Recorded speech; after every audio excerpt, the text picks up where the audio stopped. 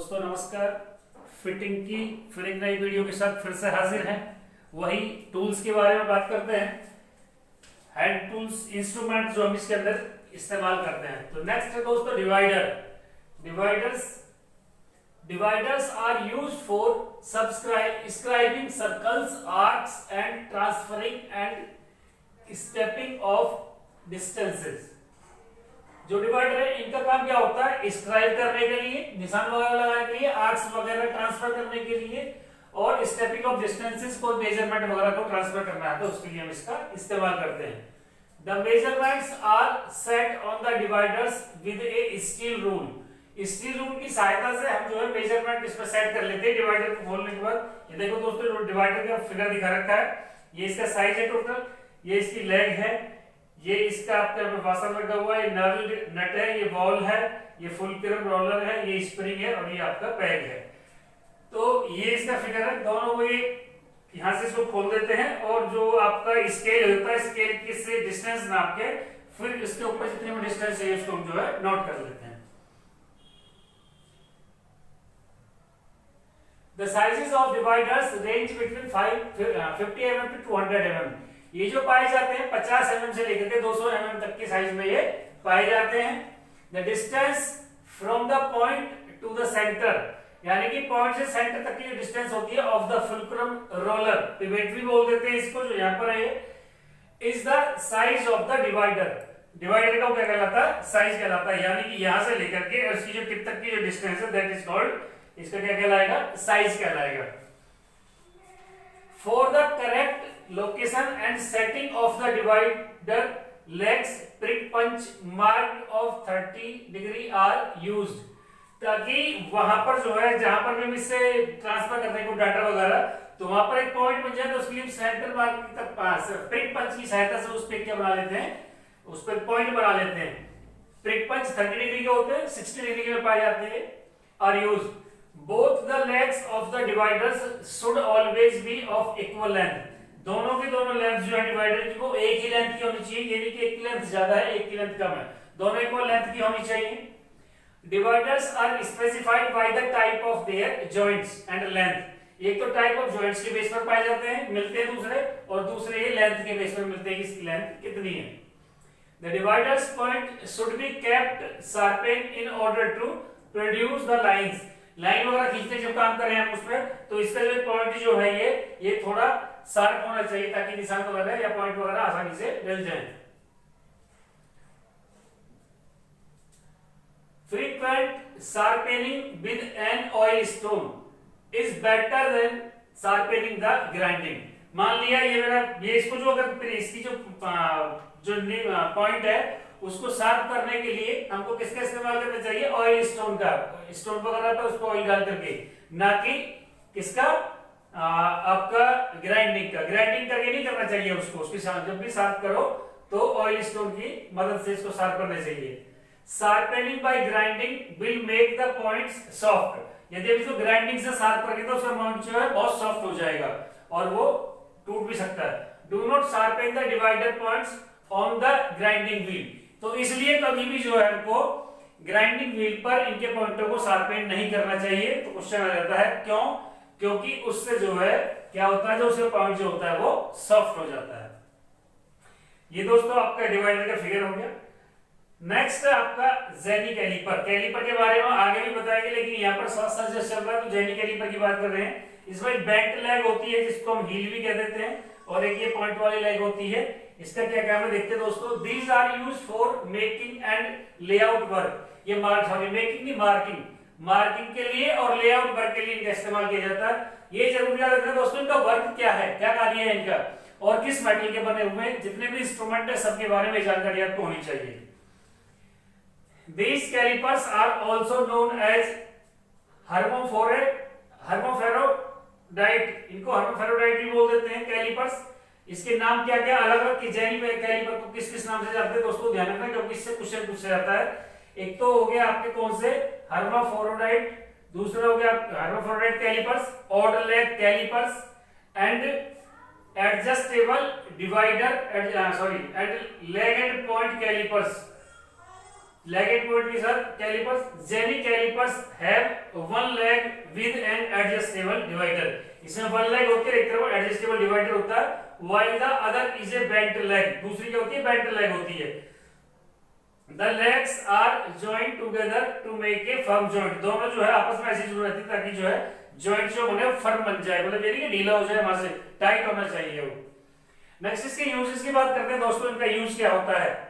Jenny callipers का use क्या है? Jenny callipers are used for marking lines parallel to inside and outside edges. किसी object की outside edges पर या इनसाइड एजेस पर मार्किंग करने के लिए, पैरेलल लाइन ड्रॉ करने के लिए किसका इस्तेमाल करते हैं? जेनी कैलिपर्स का इस्तेमाल करते हैं दोस्तों. Locating the centre of round bars. कोई राउंड बार है, इसके सेंटर को लोकेट करना है तो वहां भी इनका इस्तेमाल करते हैं. Callipers are available with the usual bent leg और विद ए हील. या तो हील या बेंट लेग. इसको हील भी बोल देते हैं, इसलिए मैंने बेंट लेग और हील अलग कर दिया है.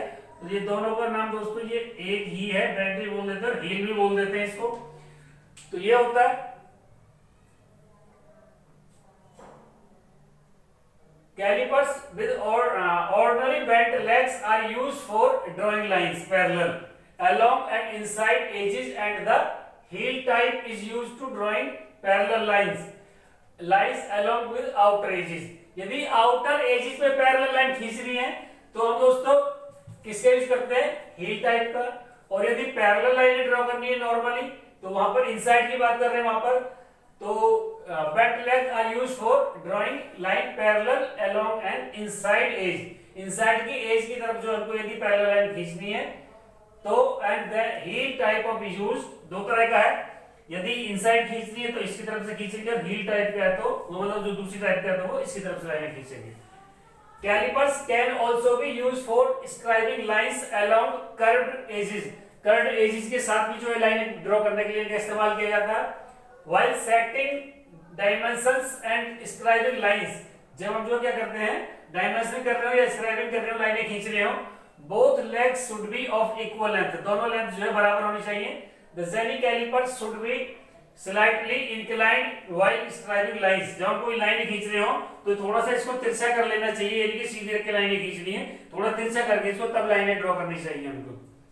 While setting dimensions for accurate setting, किसी accurate setting के लिए dimensions की जरूरत पड़ती है, the Jenny caliper point should click into the graduations.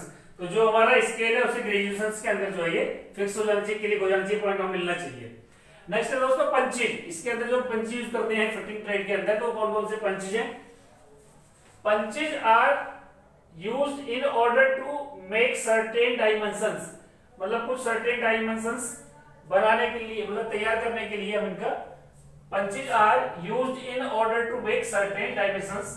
Punches of the layout permanent वगैरह के लिए भी इस्तेमाल किया जाता है.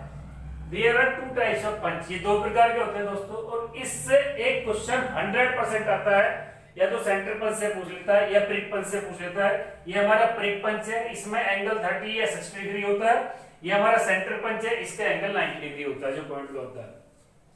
तो सेंटर पंच क्या होता है? The angle of the point is 90 degree. जो एंगल होगा कितना होगा? वो 90 डिग्री होगा इन ए सेंटर पंच में. The punch is made by this is wide and not very deep. इस तरह के जो पंच होते हैं ना तो ज्यादा चौड़े होते हैं और नहीं ज्यादा गहरे होते हैं. The punch is used for locating holes को लोकेट करने के लिए हम इस पंच का इस्तेमाल करते हैं. The wide punch mark gives a seating for starting the drill को स्टार्ट करने के लिए भी वहां पर जो है पॉइंट का काम करता है. नेक्स्ट होता है प्रिक पंच. प्रिक पंच से क्वेश्चन जरूर आता है कि प्रिक पंच का एंगल कितना होता है, तो 30 डिग्री या 60 degree. The angle of the prick punch is 30 degree और 60 डिग्री. जो प्रिक पंच का एंगल होता है वो 30 डिग्री भी हो सकता है और 60 डिग्री भी हो सकता है. The 30 degree punch is used for making light punch mark needed position dividers. जहां पर मान लीजिए किसी डिवाइडर की जरूरत पड़ रही हो पोजीशन डिवाइडर के लिए, तो यह हल्के मार्क हमको जो पॉइंट चाहिए तो उस कंडीशन में हम 30 डिग्री वाले का इस्तेमाल करते हैं. The divider leg will get a proper setting in the punch mark. Punch marks में जो है वो डिवाइडर की लेग जो है आराम से बैठ जाती है. The 60 degree prick punch is used to marking witness marks, जहां पर विटनेस मार्क्स की जरूरत पड़ती है तो वहां पर दोस्तों हम 60 डिग्री वाले प्रिक पंच का इस्तेमाल करते हैं। These witness marks should not be too close to one another। ये जो विटनेस मार्क्स जो लेते हैं ये एक दूसरे के बहुत नजदीक नहीं होना चाहिए, डिफरेंस होना चाहिए। तो दोस्तों ये हमारी फिटिंग ट्रेड के अंदर हैंड टूल्स वगैरह जो हम यूज करते हैं उस टूल्स की क्लास है। नेक्स्ट वीडियो भी अभी दोस्तों टूल्स की आएगी। ये जितने भी हम अलाइड ट्रेड्स पढ़ रहे हैं दोस्तों, इनके अंदर आपको सिर्फ टूल्स की जानकारी पता होनी चाहिए। इससे क्वेश्चन किसी इसरो का एग्जाम देना है या डीआरडीओ का एग्जाम देना है या कोई और अन्य एग्जाम देने आपको सीटीए वगैरह करने के लिए, इस लेसन से क्वेश्चन जरूर पूछा जाता है। एक या दो क्वेश्चन 100% आता है, या तो मेटल के बारे में पूछता है या ये पूछता है कि इसका कार्य क्या है, तो 2-3 क्वेश्चन निकल जाते हैं। तो दोस्तों आपसे फिर से एक बार रिक्वेस्ट है कि हमारी नई वीडियो देखने के लिए हमारे चैनल को लाइक करें, शेयर करें, सब्सक्राइब करें, कमेंट करें और बेल आइकन दबाना लास्ट में ना भूलें। तो नेक्स्ट वीडियो तक के लिए दोस्तों धन्यवाद।